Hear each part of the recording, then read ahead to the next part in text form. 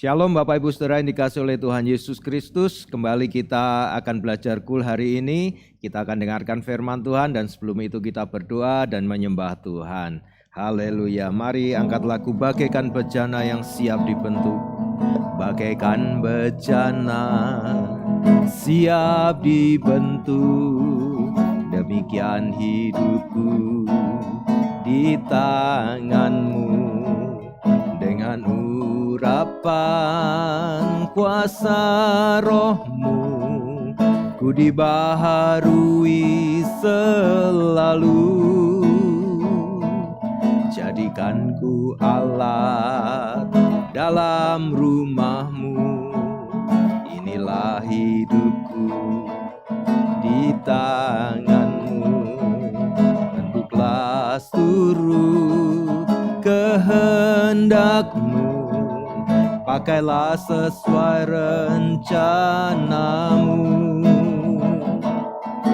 Ku mau sepertimu Yesus, disempurnakan selalu dalam segenap jalanku, memuliakan namamu. Ku mau sepertimu Yesus, disempurnakan selalu dalam segenap jalanku, memuliakan namamu. Memuliakan namamu, memuliakan namamu. Haleluya, Yesus.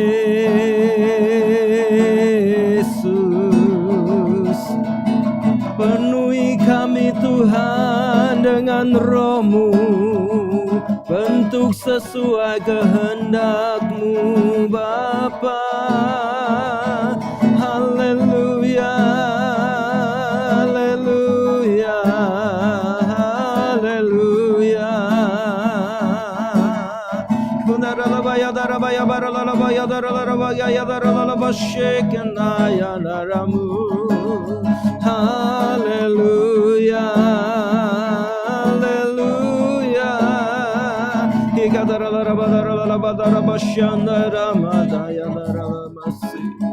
Haleluya.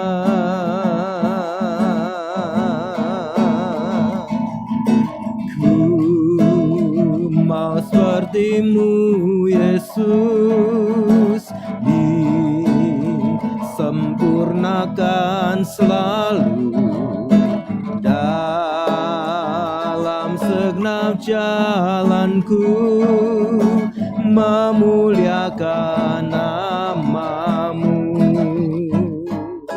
memuliakan namamu, memuliakan namamu.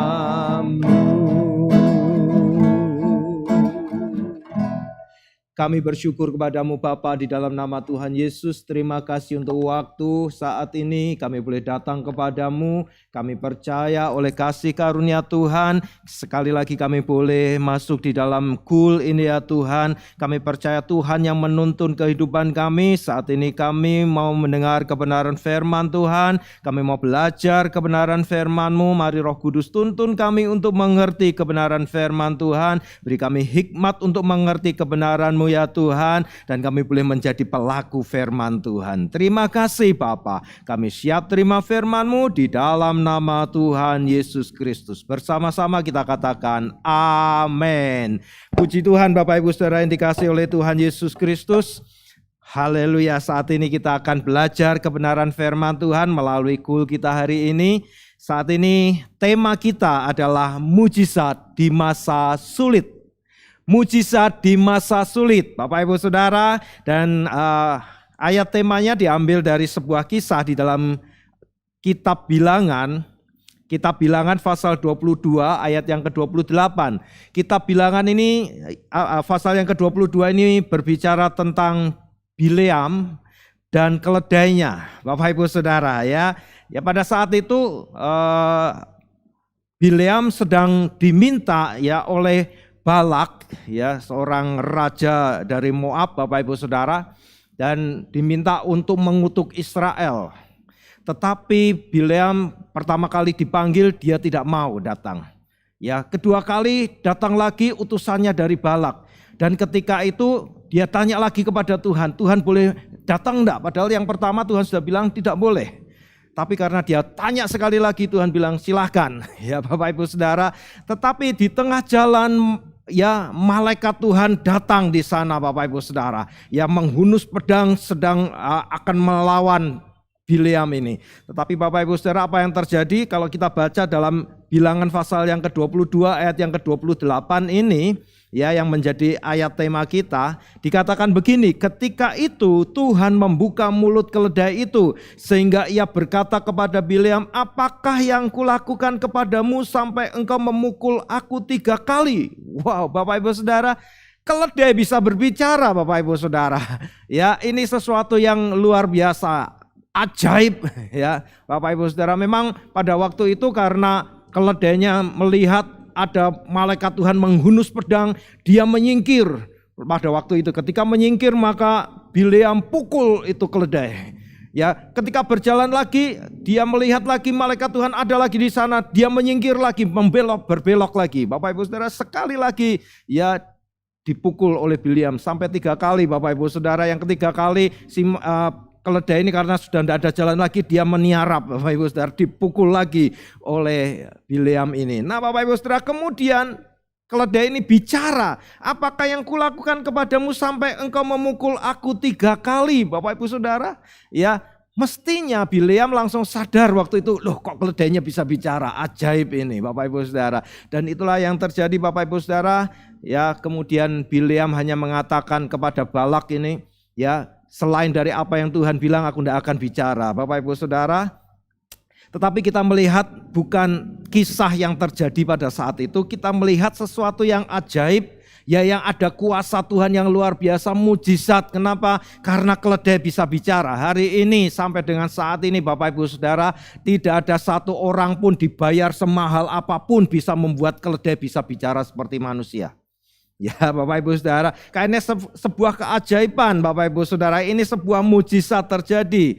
Nah Bapak Ibu Saudara, kita melihat sebuah mujizat terjadi ketika terjadi kesulitan.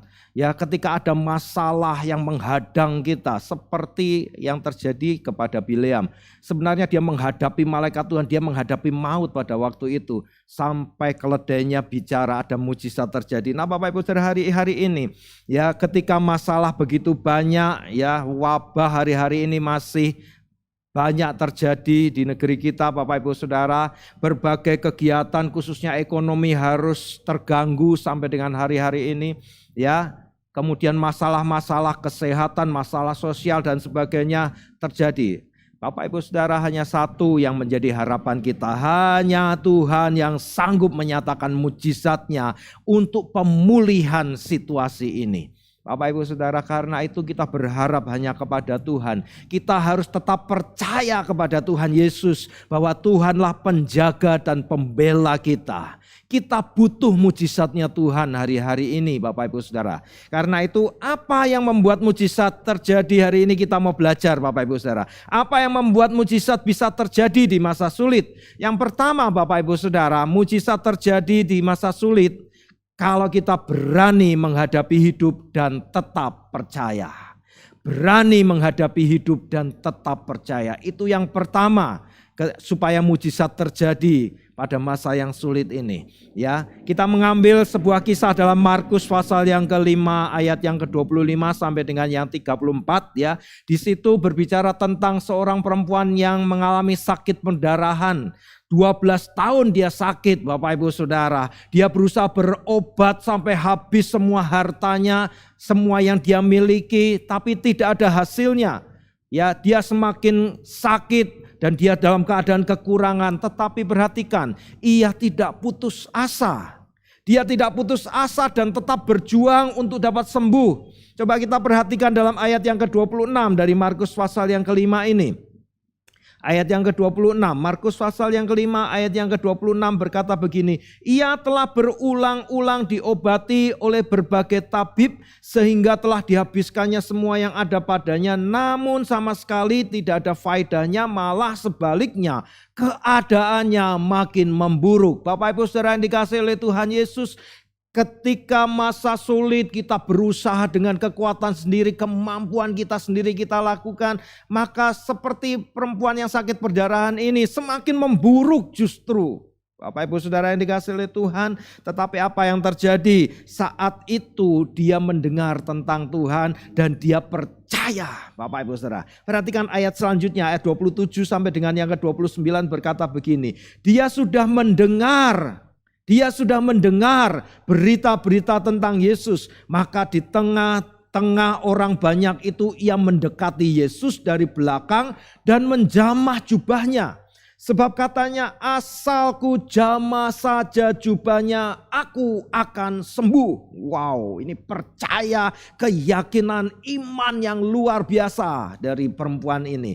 Ya, ayat 29 berkata, ketika itu juga berhentilah pendarahannya dan ia merasa bahwa badannya sudah sembuh dari penyakitnya. Pada ketika itu juga Yesus mengetahui bahwa ada tenaga yang keluar dari dirinya. Lalu ia berpaling di tengah orang banyak itu dan bertanya, siapa yang menjamah jubahku? Saya lanjut Bapak Ibu Saudara 31. Murid-murid menjawab, engkau melihat bagaimana orang-orang ini berdesak-desakan dekatmu dan engkau bertanya siapa yang menjamah aku? Lalu ia memandang sekelilingnya untuk melihat siapa yang telah melakukan hal itu. Bapak Ibu Saudara, ayat 33 dan 34 berkata begini, perempuan itu yang menjadi takut dan gemetar ketika mengetahui apa yang telah terjadi atas dirinya tampil dan tersungkur di depan Yesus dan dengan tulus memberitahukan segala sesuatu kepadanya. Perhatikan ayat 34. Maka katanya kepada perempuan itu, hai anakku, imanmu telah menyelamatkan engkau, pergilah dengan selamat dan sembuhlah dari penyakitmu. Bapak Ibu Saudara, perempuan ini berani menghadapi kenyataan hidupnya, ya, dan dia tetap percaya. Ia mendengar tentang Yesus, dia percaya sungguh-sungguh. Setelah 12 tahun menderita, dia mengalami mujizat yang luar biasa. Bapak Ibu Saudara, hari-hari ini kita perlu mujizat dari Tuhan. Perempuan ini bukan hanya sembuh dari sakitnya, tetapi dia terima keselamatan. Itu yang Tuhan Yesus berikan.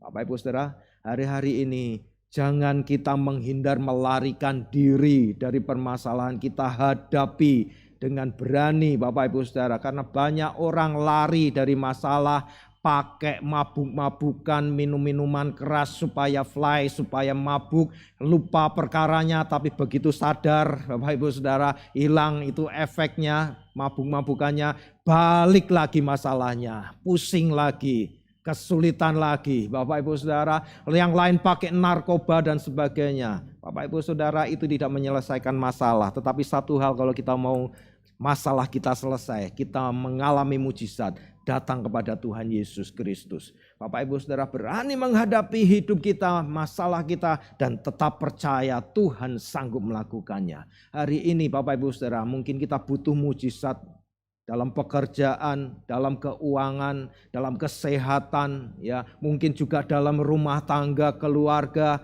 Mari datang kepada Tuhan. Bapak Ibu Saudara percaya Yesus sanggup memulihkan kita.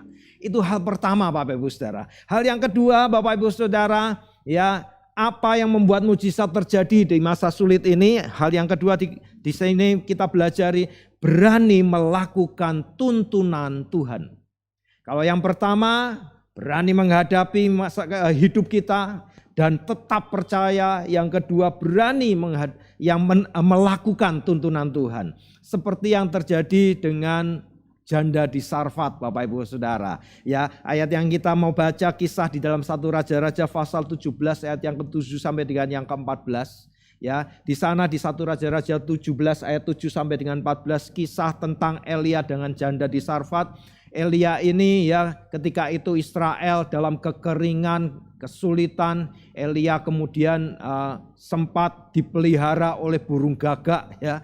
Tiap hari dia dikasih makan roti dan daging Bapak Ibu Saudara. Tetapi setelah sungai Kerit di mana Elia tinggal di sana mulai kering, Tuhan menyuruh ke Sarfat Bapak Ibu Saudara. Dan disitulah Tuhan tunjukkan akan bertemu dengan seorang janda ini. Tetapi masalahnya Bapak Ibu Saudara, ini bukan janda kaya raya Bapak Ibu Saudara. Bukan janda yang berkecukupan punya semuanya, tetapi juga janda miskin Bapak Ibu Saudara ya. Kalau kita membacanya di dalam 1 Raja-Raja pasal yang ke-17 ini ya, di dalam ayat yang ke-10 dikatakan begini, sesudah itu Elia bersiap lalu pergi ke Sarfat. Setelah ia sampai ke pintu gerbang kota itu, tampaklah di sana seorang janda sedang mengumpulkan kayu api. Ia berseru kepada perempuan itu, katanya, cobalah ambil bagiku sedikit air dalam kendi supaya aku minum. Bapak Ibu Saudara ya, masa kekeringan dia minta minum Bapak Ibu Saudara. Ya, tetapi janda ini mau mengambilkannya. Ayat yang ke-11 berkata, ketika perempuan itu pergi mengambilnya, ia berseru lagi, cobalah ambil juga bagiku sepotong roti.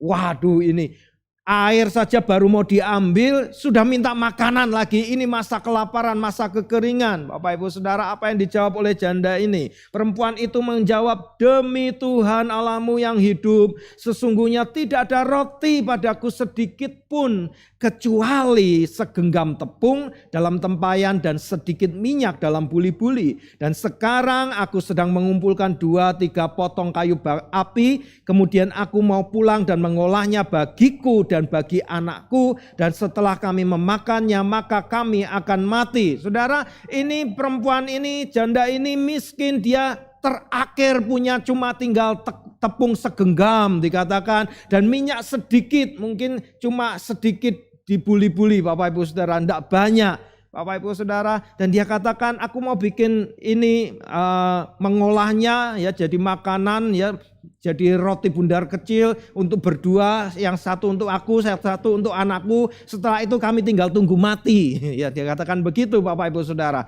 Karena tidak ada lagi makanan Bapak Ibu Saudara. Tetapi Elia mengatakan dalam ayat yang ke-13. Ayat yang ke-13 dikatakan, tetapi Elia berkata kepadanya, janganlah takut, pulanglah, buatlah seperti yang kau katakan, tetapi buatlah lebih dahulu bagiku sepotong roti bundar kecil daripadanya, dan bawalah kepadaku, kemudian barulah kau buat bagimu dan bagi anakmu. Waduh, Bapak Ibu Saudara, mungkin kalau orang lain ya, mungkin kalau sekarang ini bilang, ini hamba Tuhan keterlaluan, tidak tahu diri, ya sudah dibilang tidak ada roti masih maksa juga, sudah dibilang tinggal tepung sedikit, dia minta juga sebagian, ya Bapak Ibu Saudara. Jadi kalau tepung itu dibagi 3 tinggal lebih kecil-kecil lagi, Bapak Ibu Saudara. Tetapi apa yang terjadi? Janda ini melakukannya. Ketika kesulitan terjadi, kelaparan terjadi, janda ini punya makanan terakhir, setelah itu tinggal nunggu mati. Tetapi ketika tuntunan Tuhan melalui Elia berkata, bikin lalu berikan dulu kepada Elia, maka dia melakukannya. Ia berani melaksanakan tuntunan Tuhan ini. Ini yang dikerjakan oleh perempuan ini, janda di Sarfat ini Bapak Ibu Saudara. Ketika dia lakukan, maka mujizat terjadi. Kalau kita membaca ayat-ayat selanjutnya, ya ayat yang ke-14, Elia berkata begini, sebab beginilah firman Tuhan Allah Israel, tepung dalam tempayan itu tidak akan habis dan minyak dalam buli-buli itu pun tidak akan berkurang sampai pada waktu Tuhan memberi hujan ke atas muka bumi. Bapak Ibu Saudara, dan itulah yang terjadi. Ayat 15, lalu pergilah perempuan itu dan berbuat seperti yang dikatakan Elia, maka perempuan itu dan dia serta anak perempuan itu mendapat makan beberapa waktu lamanya. Tepung dalam tempayan itu tidak habis dan minyak dalam buli-buli itu tidak berkurang seperti firman Tuhan yang diucapkannya dengan perantaraan Elia. Bapak Ibu Saudara, bukan berarti tepungnya tiba-tiba tambah banyak di dalam tempayan langsung meluap semuanya ya, keluar banyak sekali. Enggak, tetapi tidak habis. Minyak pun tidak habis ya, bukan berarti buli-bulinya tiba-tiba nyembur minyak. Enggak, Bapak Ibu Saudara, tetapi tidak habis. Kenapa? Karena tuntunan Tuhan dia kerjakan. Bapak Ibu Saudara, dipelihara Tuhan kehidupannya. Bapak Ibu Saudara, berkat berkelanjutan terjadi di dalam hidupnya. Ketika dia melakukan tuntunan Tuhan. Hari ini Bapak Ibu Saudara, kalau kita mau terjadi mujizat di masa sulit, mari lakukan tuntunan Tuhan dalam hidup kita. Bapak Ibu Saudara, berani melakukan apa yang Tuhan firmankan. Jaga hati dan pikiran kita. Andalkan Tuhan senantiasa. Lakukan setiap tuntunan Tuhan dalam hidup kita. Bapak Ibu Saudara, kalau Tuhan menuntun kita untuk memberi, lakukan. Kalau Tuhan menuntun kita untuk melayani, kerjakan bagian kita. Tuntunan Tuhan untuk kita menyelesaikan amanat agung, melakukan, memberitakan Injil Tuhan melalui kesaksian hidup kita. Saksikan itu bagi orang di sekeliling kita. Bapak Ibu Saudara, maka akan ada mujizat yang berkelanjutan dalam hidup kita. Tepung dalam tempayan itu tidak akan habis. Minyak dalam buli-buli itu tidak akan berkurang. Bapak Ibu Saudara, itu akan terjadi di dalam hidup kita. Mujizat Tuhan luar biasa. Bapak Ibu Saudara, ini adalah masa sulit. Tetapi kita harus tetap percaya. Dan makin melangkah dalam iman. Lakukan tuntunan Tuhan dalam hidup kita. Ya, keyakinan yang sungguh-sungguh kepada Tuhan bisa menggerakkan kuasa mujizatnya terjadi. Jangan takut. Jangan cemas Bapak Ibu Saudara, jangan khawatir. Tuhan pasti sanggup mengubahkan masalah menjadi mujizat dalam hidup kita. Terakhir kita baca bersama-sama Bapak Ibu Saudara, Filipi pasal 4 ayat yang ke-19. Filipi pasal yang keempat ayat yang ke-19. Ya, ini ayat yang sangat terkenal Bapak Ibu Saudara. Kita baca bersama-sama, Saudara boleh siapkan ini. Filipi pasal 4 ayat yang ke-19. Mari kita baca bersama-sama. 1, 2, 3. Allahku akan memenuhi segala keperluanmu menurut kekayaan dan kemuliaannya dalam Kristus Yesus. Amin. Bapak Ibu Saudara yang dikasihi oleh Tuhan Yesus, Allahku akan memenuhi segala. Bukan cuma satu masalah. Bukan cuma masalah keuangan. Bukan cuma masalah kesehatan saja. Bukan masalah keluarga saja. Segala masalah apapun Tuhan sanggup memenuhi, menyelesaikannya. Segala keperluan kita menurut kekayaannya yang luar biasa, menurut kemuliaannya yang luar biasa. Amin. Tuhan Yesus memberkati Bapak Ibu Saudara ya. Hari ini yang kita pelajari sangat sederhana, hanya 2 hal ini. Apa yang membuat mujizat terjadi dalam masa sulit? Yang pertama, berani menghadapi dan tetap percaya. Yang kedua, berani melakukan tuntunan Tuhan. Walaupun mungkin kita tidak mengerti sebelumnya. Puji Tuhan, kita akan akhiri dengan berdoa. Bapak Ibu Saudara, kita berdoa dan setelah itu saudara boleh share satu sama lain. Saudara boleh berbagi ya. Mungkin ada kesaksian, saudara boleh sampaikan ya dengan orang-orang di sekeliling saudara. Mari kita berdoa.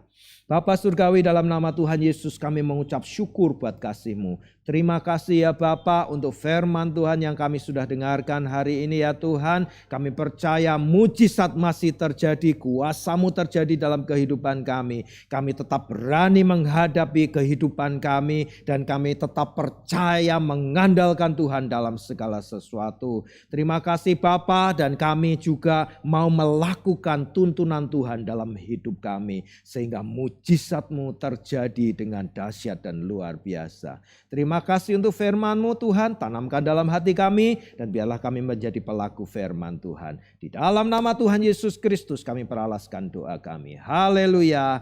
Amin. Tuhan Yesus memberkati. Saudara boleh share satu sama lain dan kita akhiri kul kita hari ini. Shalom, salam sehati.